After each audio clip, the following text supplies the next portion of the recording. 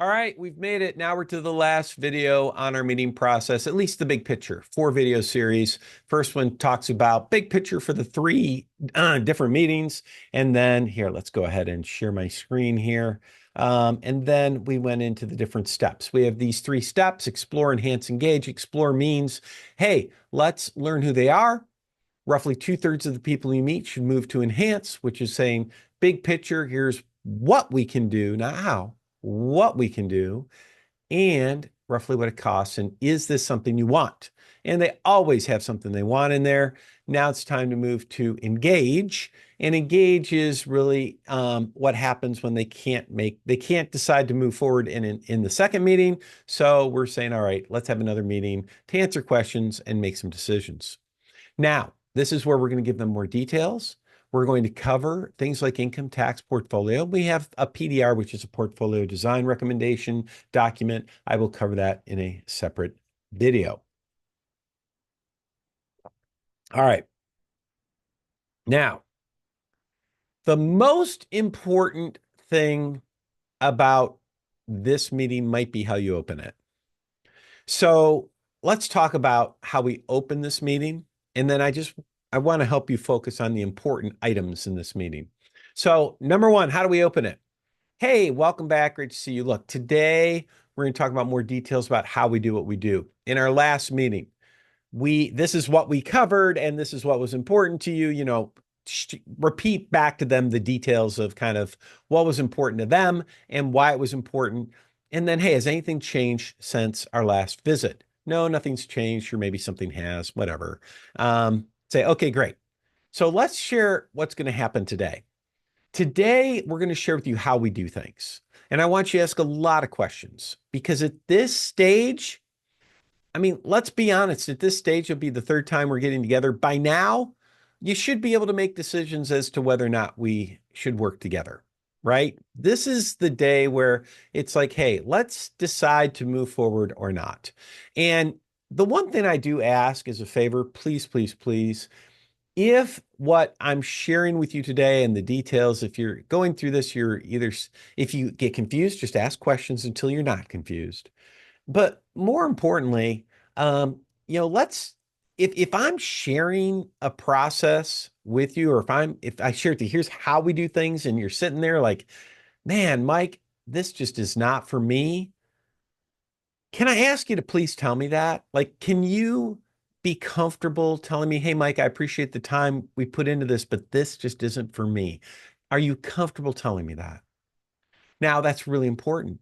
It's really important because it's a question they can usually say yes to. Yeah, Mike. Yeah, I could tell you if it's not for me. Great, because listen, the last thing we want to do is we don't want to fit a square peg in a round hole, right? Cool. On the other hand, if this looks like it will work for you, if it looks like it would work for you, there's no real major problems with it. Again, are we comfortable saying, hey, that's great, this looks great, let's move forward?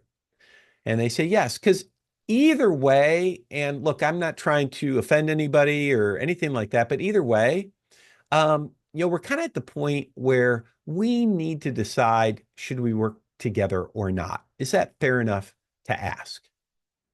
Now, you want to get this out at the beginning of the meeting, because the bottom line is, like, you do not want the person that at the end of this says, I want to think about it, or I'm going to string you along, that type of thing.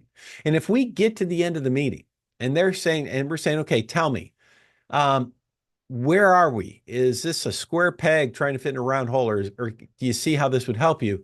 And they're like, I don't know, man. I just really still have to think about it. At that point, it's like, whoa, slow down.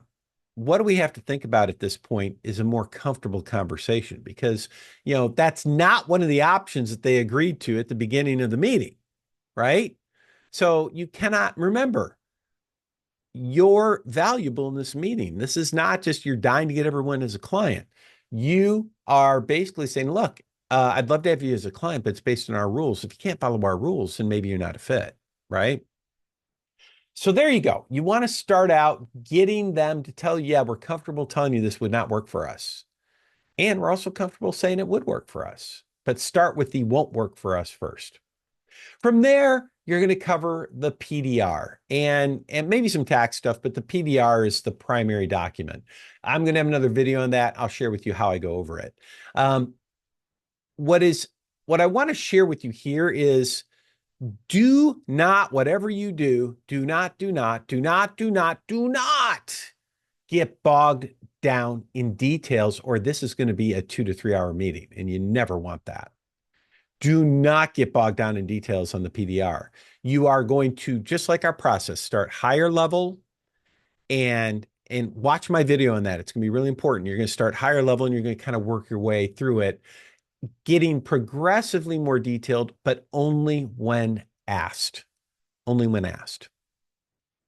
Now, as we get to the end of this meeting, they're either going to say, no, it's not for me. Yes, it is for me. Either one of those is fine.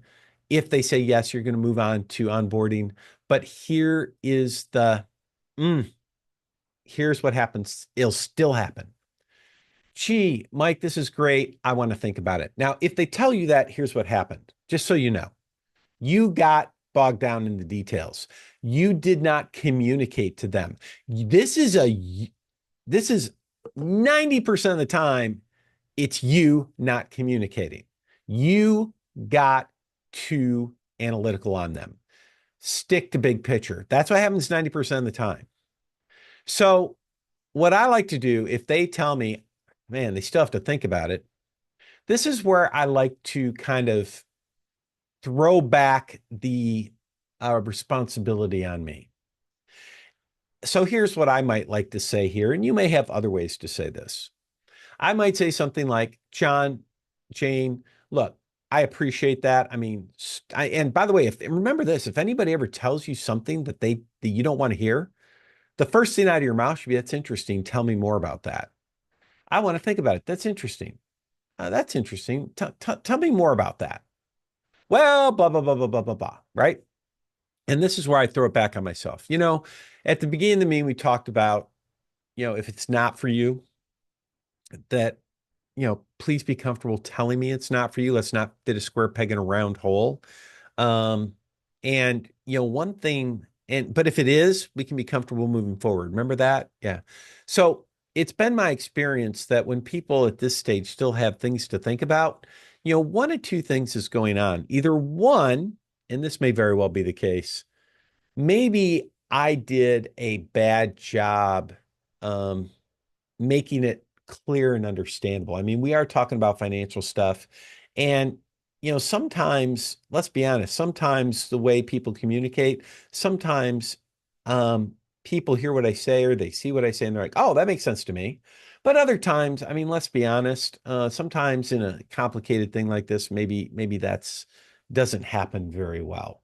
And so this just might be on me, and that's okay. That might be an example, by the way, of a square peg and trying to fit in a round hole. I just might not be the right person for you because of a communication style. So it could be that. And the other times what happens is it's not quite right for them. And, we're trying to fit, it's like square peg, round hole, but they just want to be polite. They just don't want to tell me that. Usually, let's be honest, in both cases, they're just trying to be polite. I'm just curious. What's going on here? Like, what is it, what do we, and by the way, when people tell you they got to think about it, oh my gosh, you can normally tell. You can normally tell, are they blowing you off or do they seriously just need to think it over, right? So I'm not doing this if they seriously need to think it over. They're trying to blow me off and I'm just going to say, look, what's going on here? Because we've met 3 times. If you can't, and look, if we met 3 times, if this is not fitting for you, can we just part as friends? Because I'm not going to call you 2 weeks from now. Can we just do that? And if you change your mind, you can always reach out to me. Is that fair? I mean, just wrap up the meeting comfortably. On the other hand, if they truly need to think things over, you feel like they're being honest, then it's like, okay, great. Like, help me out here. What's your process there? How long do you need to really come to conclusion here? If they say a week or less, I'm okay with it. And I say, that's fantastic. Hey, would it be okay if I just reach out to you maybe next week? Whatever they say their time frame is, would it be okay if I just reach out to you and say, hey, how we doing here? And guess what? You're done. You're going to reach out to them, and that's the end of it. On the other hand, if they say more than a week, that's when I typically say, wow, that's interesting. So, I would it be okay if I share something with you, or would it be okay if I'm candid? Yes. So it's been my experience. I've been doing this a long time, and it's been my experience that when people need more than a week to kind of come to a conclusion, um, they're really just being polite and they're just really trying to say, hey, Mike, yeah, we're not really going to work with you, but we don't want to tell you that. So we want to be polite. We're going to tell you we're going to think about it. Like that's the fallback position. And remember at the beginning, we talked about, hey, if this is a square peg trying to fit in a round hole, if it's not quite for you, can we be comfortable telling me that? So can I ask what's going on here? Because in 30 years of doing this, I'm still waiting on the very first person who told me it's going to take longer than a week to make a decision. I'm still waiting on the very first person who's told me that ends up working with us. It's never happened. So can I ask what's going on here? What I mean, can we just be comfortable saying square peg round hole and partying as friends? And usually at this point, you're forcing them to tell you what's really going on. Now, by the way, you might say, oh, I don't want to do that. I don't want to offend them or what have you. Here's my 2 cents. What about you being offended? They've taken up 3 hours of your time or more, and now they're doing nothing? Is your time not worth valuable? Is your time not valuable? Is it not worth something? Like they've been using you, and come on, man. Like you deserve respect here too. It's a two-way street. So as long as you don't get emotional about it and you are very calm and collected about it, it's not offensive. And it's okay to say, hey, look, let's just do this. I'm not going to call you in 2 weeks. If you can't make a decision within the next 7 days, look, let's just be honest and say it's probably not a good fit and let's part as friends. And if you call me, great, happy, it's happy. Is that fair? There. Don't let them string you along for more than a week. I'm just telling you that. All right, that's enough for this. Again, there'll be a video going over more details on the PDR and how we cover that. But this is more the big process. And I hope you find this information helpful.